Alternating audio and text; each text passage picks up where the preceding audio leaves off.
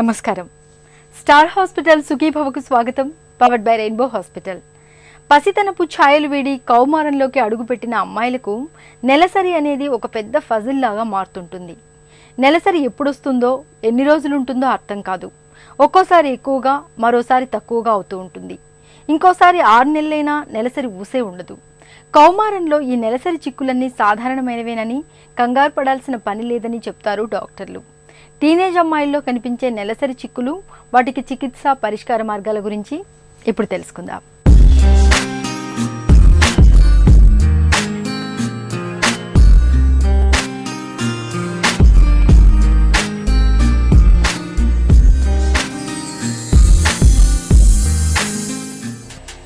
పసితనపు ఛాయలు వీడి కౌమారంలోనికి అడుగుపెట్టిన దశలో అమ్మాయిల్లో ఇటు శారీరకంగానూ అటు మానసికంగానూ అనేక మార్పులు చోటు చేసుకుంటాయి.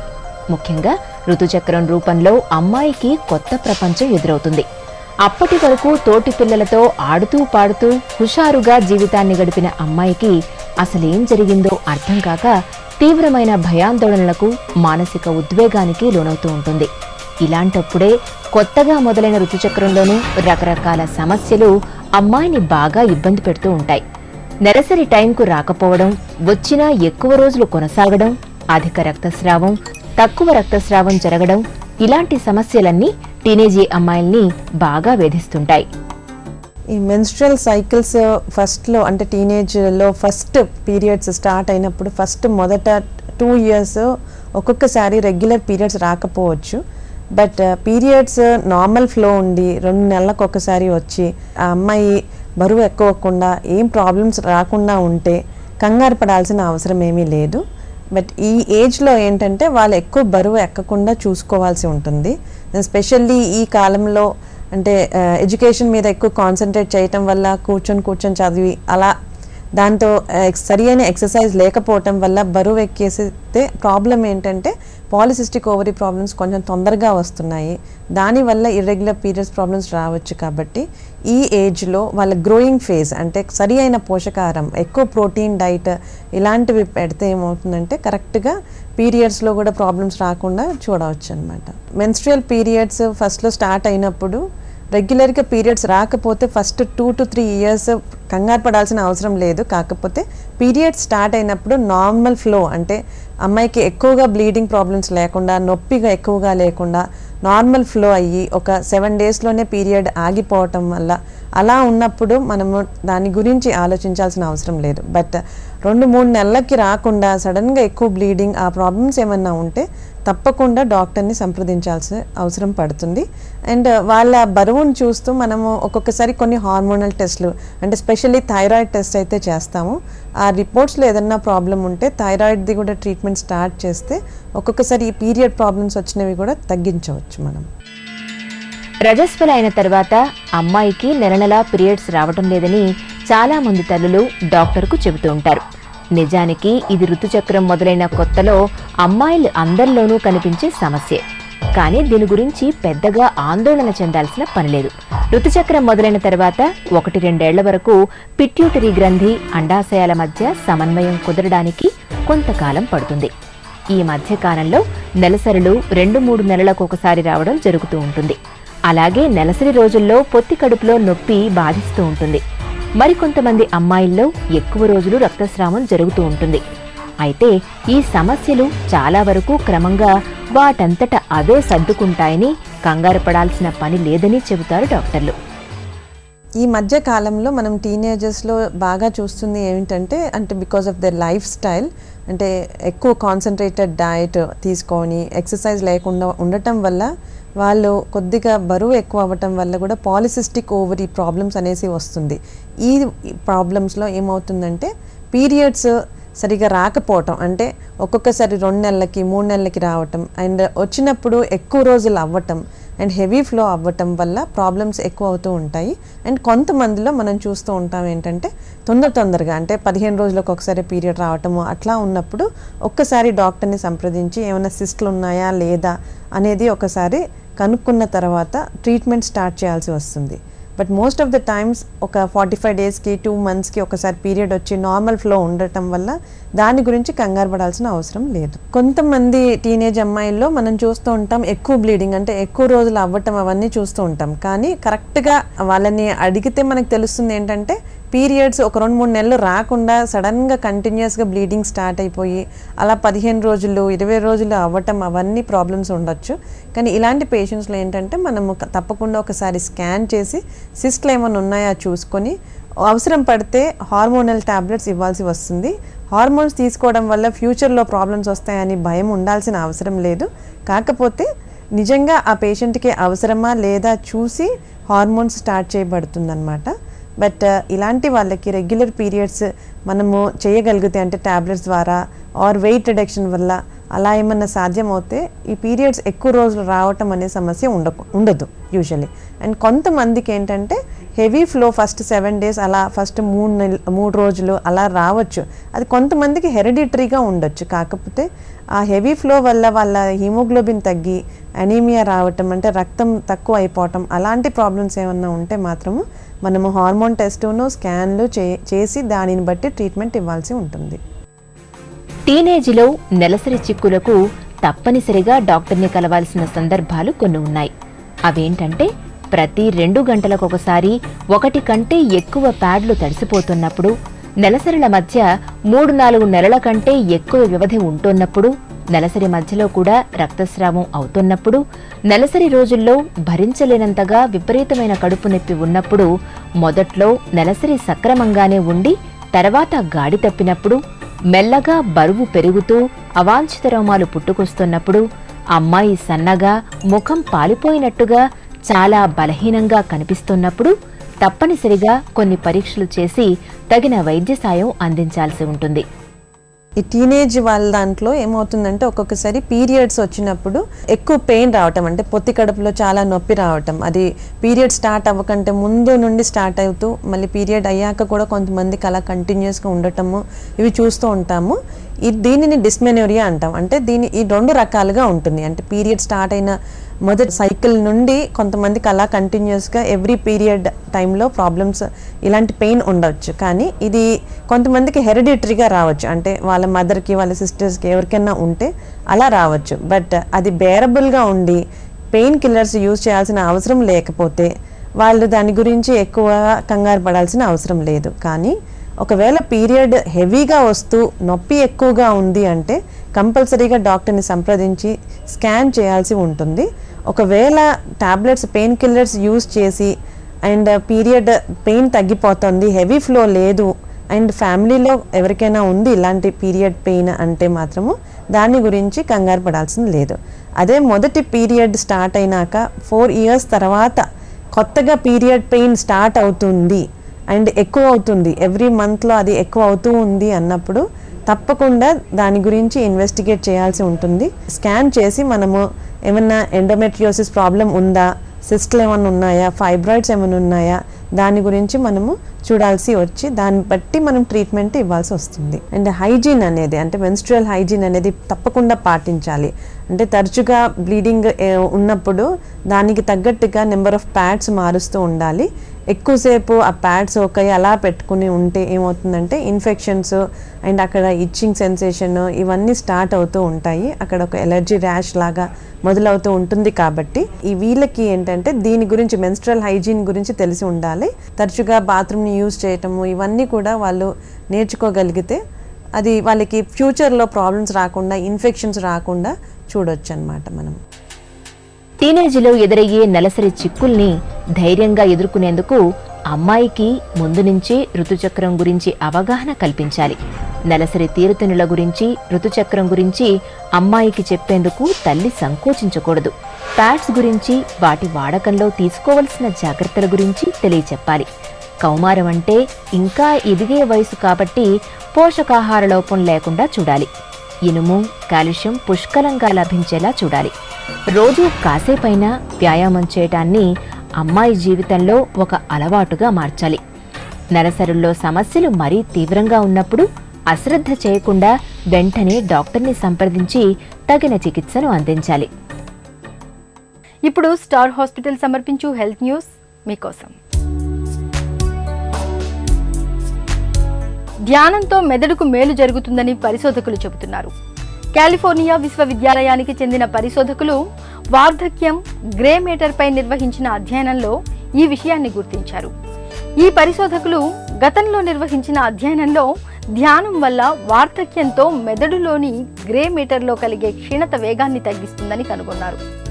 తాజాగా సగటున 24 నుంచి 74 ఏళ్ల మధ్య వయసు ఉన్న చాలా ఏళ్లుగా ధ్యానం చేస్తున్న 50 మందిని, ధ్యానం చేయని 50 మందిపై పరిశోధన చేశారు. వయసు పెరుగుతున్న కొద్దీ వీరిలో గ్రే మేటర్ చాలా వరకు క్షీణిస్తున్నట్లు పరిశోధకులు కనుగొన్నారు. అయితే ధ్యానం చేయని వారితో పోలిస్తే ధ్యానం చేస్తున్న వారిలో గ్రే మేటర్ క్షీణత చాలా నెమ్మదిగా ఉంటున్నట్లు పరిశోధకులు గుర్తించారు. ఈ నేపథ్యంలో నిత్యం కాసేపైనా ధ్యానం చేయడం మెదడుకు మేలు చేస్తుందని పరిశోధకులు చెబుతున్నారు. పిల్లల్లో గాని పెద్దల్లో గాని ఒక కన్ను కాస్త తేడాగా ఉన్నప్పుడు మనలో చాలా మంది పెద్దగా పట్టించుకోరు. పైగా అలా మెల్లకన్ను ఉండడాన్ని మన దగ్గర చాలా మంది అదృష్టానికి సంకేతంగా భావిస్తూ ఉంటారు. నిజానికి అలా భావించడం ఏమాత్రం కరెక్ట్ కాదు. మెల్లకన్ను వెనకాల ఒక్కోసారి అనుకోని సమస్యలు పొంచి ఉంటాయని చెబుతారు డాక్టర్లు. మెల్లకన్నుపై మనకు ఎలాంటి అవగాహన అవసరమో ఇప్పుడు తెలుసుకుందాం. మన చిన్న పిల్లల్లో మెల్లకన్ను ఉన్నప్పుడు మన పెద్దవాళ్ళు ఆ రోజుల్లో ఈ ఆపరేషన్స్ ఇవన్నీ లేని రోజుల్లో నిజంగానే అది అదృష్టం అని చెప్పి పిల్లోడికి బాగా కాన్ఫిడెన్స్ ఉండేటట్లు చేశారు. కానీ నిజానికి అది దురదృష్టం అనేది ఈ రోజుల్లో సైన్స్ ద్వారా మనం తెలుసుకున్నాం. కాబట్టి 4 ఏళ్ళు అంటే 5 సంవత్సరాల లోపలే పిల్లల్ని వెంటనే కళ్ళ పరీక్ష చేయించుకోవటం అనేది చాలా అవసరం. ఎందుకంటే వెస్ట్రన్ కంట్రీస్లో ప్రతి స్కూల్లో 3 ఏళ్ల పిల్లల నుంచే కంటి పరీక్షలు జరుపుతూ ఉంటారు. ఈ రోజుల్లో మన పిల్లలకు కూడా మన స్కూల్స్లో ఐ టెస్టింగ్ జరుగుతూ ఉంది. ఇవన్నీ ఎందుకు చేస్తున్నామంటే చాలా ఎర్లీ ఏజ్లో ఈ మెల్లకన్ను అనేది కనుక్కునేదానికి, లేదా కంటిలో 2 కళ్ళు ఒకే ఈక్వల్గా ఉన్నాయా లేక ఏమన్నా తేడాలు ఉన్నాయా ఇవన్నీ తెలుసుకునేదానికే చిన్నపిల్లల్లో మనము ఈ పరీక్షలు చేస్తున్నాం. కాబట్టి ఈ రోజుల్లో మెల్లకన్ను ఉండటం అదృష్టం అనుకోవటం మటుకు చాలా పొరపాటు. తల్లిదండ్రులు వెంటనే ఆ పాపని కానీ బాబుని కానీ వెంటనే కంటి డాక్టర్కి చూపెట్టాల్సిన అవసరం చాలా ఉంది. మూర్ఛ వ్యాధి మెదడులో పెను విస్ఫోటనంలా విరుచుకుపడుతుంది. మనిషిని కాసేపు నిర్వీర్యం చేస్తుంది. అందుకే మూర్ఛ వ్యాధి అంటే ఇప్పటికీ మనలో చాలా మందికి భయమే. దీనికి తోడు మూర్ఛలపై ప్రచారంలో ఉన్న నమ్మకాలు ఈ జబ్బును ఒక భూతంలా చూపెడుతున్నాయి. అయితే ఇవాళ ఆధునిక వైద్యంలో అందుబాటులోకి వచ్చిన అనేకమైన అధునాతన చికిత్సలు, మందుల సాయంతో మూర్ఛ వ్యాధిని చక్కగా అదుపులో ఉంచుకోవచ్చు. మూర్ఛ వ్యాధికి కారణాలను, అందుబాటులో ఉన్న చికిత్సా విధానాల గురించి డాక్టర్ని అడిగి ఇప్పుడు తెలుసుకుందాం.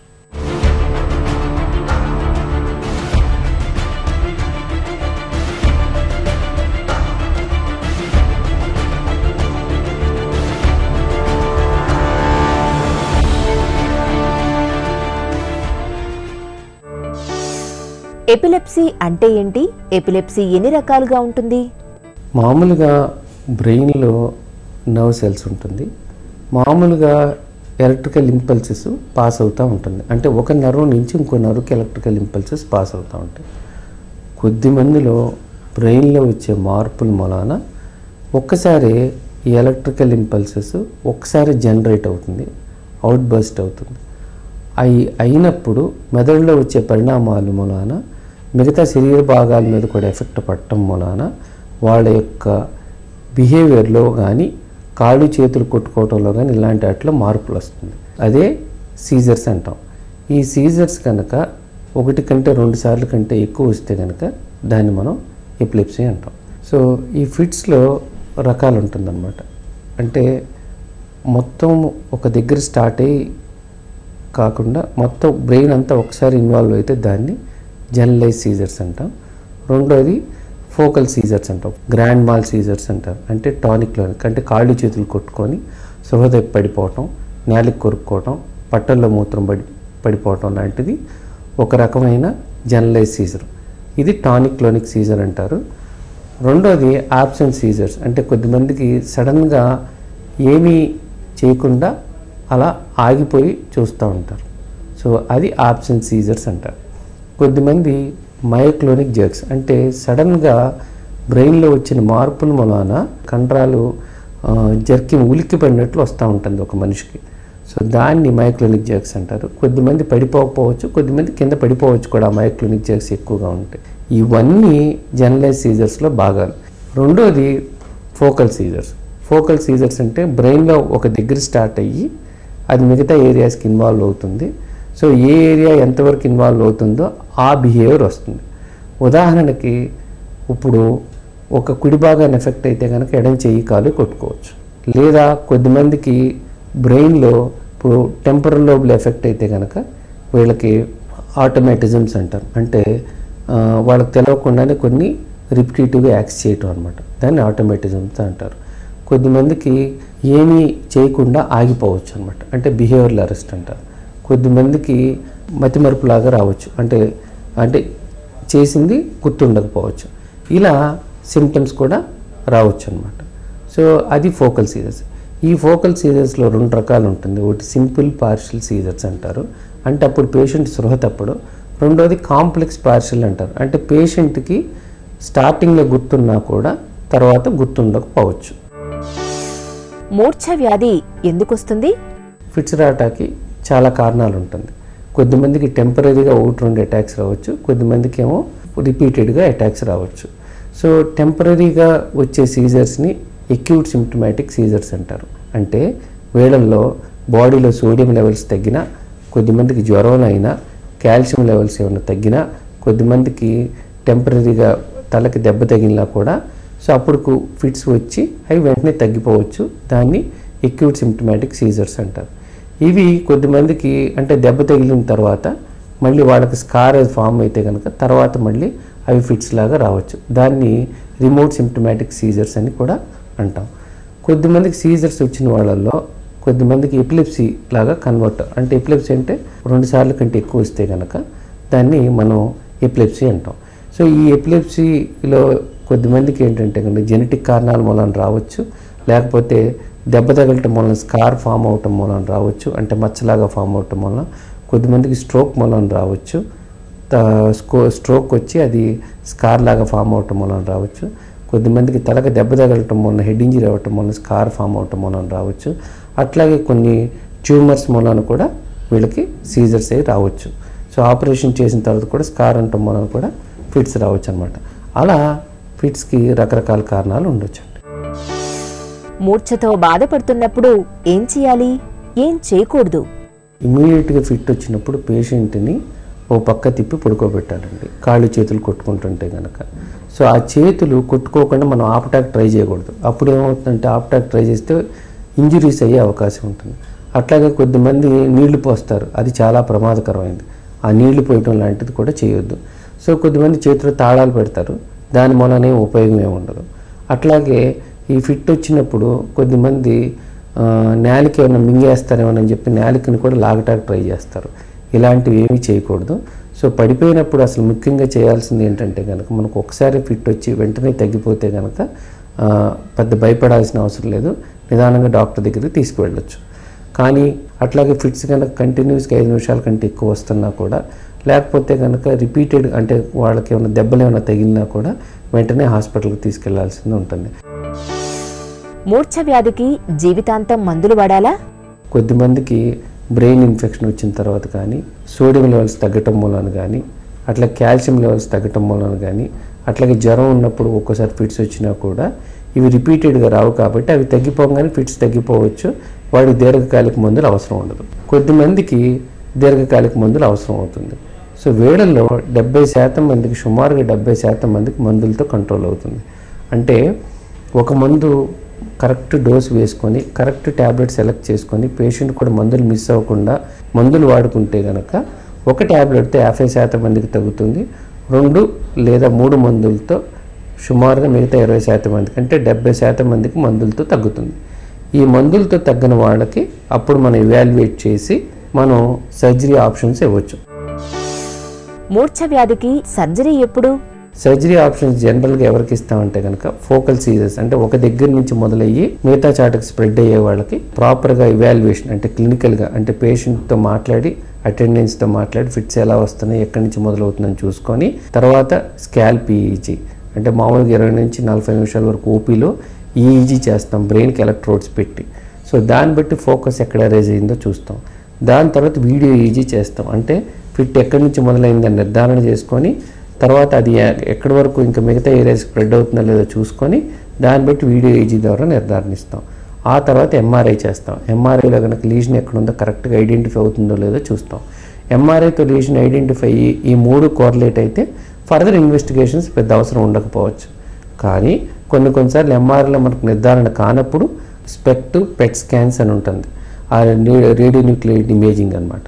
సో దాని ద్వారా మనం ఫిట్స్ ఎక్కడి నుంచి స్టార్ట్ అవుతుందో తెలుసుకోవచ్చు. అట్లాగే ఇంకోటి ఏంటంటే డెప్త్ ఎలక్ట్రోడ్స్, అంటే బ్రెయిన్ ఓపెన్ చేసి ఆ ఏరియాలో ఎక్కడి నుంచి ఫిట్ వస్తుందో మనం తెలుసుకోవటానికి డెప్త్ ఎలక్ట్రోడ్స్ అని పెడతారు. సో ఈ విధంగా సర్జరీకి కరెక్ట్గా ఫిట్ అవుతుందో లేదో చూసుకొని చేస్తారు. సో ఇలా కరెక్ట్గా ఫిట్ అయ్యి కరెక్ట్గా ఫోకస్ కనుక మనకు ఐడెంటిఫై అయితే కనుక సర్జరీ చేస్తే సుమారుగా 50 నుంచి 90% వరకు సక్సెస్ రేట్ ఉంటుంది. ఈ రోజు కార్యక్రమాన్ని ముగించే ముందు స్టార్ హాస్పిటల్ సమర్పించే ఒక చిన్న చిట్కా మీకోసం. హెపటైటిస్ బి ఇన్ఫెక్షన్తో బాధపడుతున్నప్పుడు తిప్పతీగే, నేల ఉసిరి మొక్కల్ని కషాయంగా కాచి నిత్యం తీసుకుంటూ ఉంటే హెపటైటిస్ బి ఇన్ఫెక్షన్ త్వరగా తగ్గుముఖం పడుతుంది. సుఖీభవ కార్యక్రమానికి సంబంధించి మీ విలువైన సూచనలు సలహాల్ని వెంటనే మాకు రాయండి. మా చిరునామా Sukhibhava, ETV, Ramoji film city, Hyderabad 501512 లేదా sukhibhava@etv.co.in కు ఇమెయిల్ చేయండి. మీ ఆరోగ్య సంజీవిని సుఖీభవ కార్యక్రమాన్ని ఇప్పుడు యూట్యూబ్ ఆన్లైన్లో www.youtube.com/etv news లింక్ ద్వారా కూడా వీక్షించండి.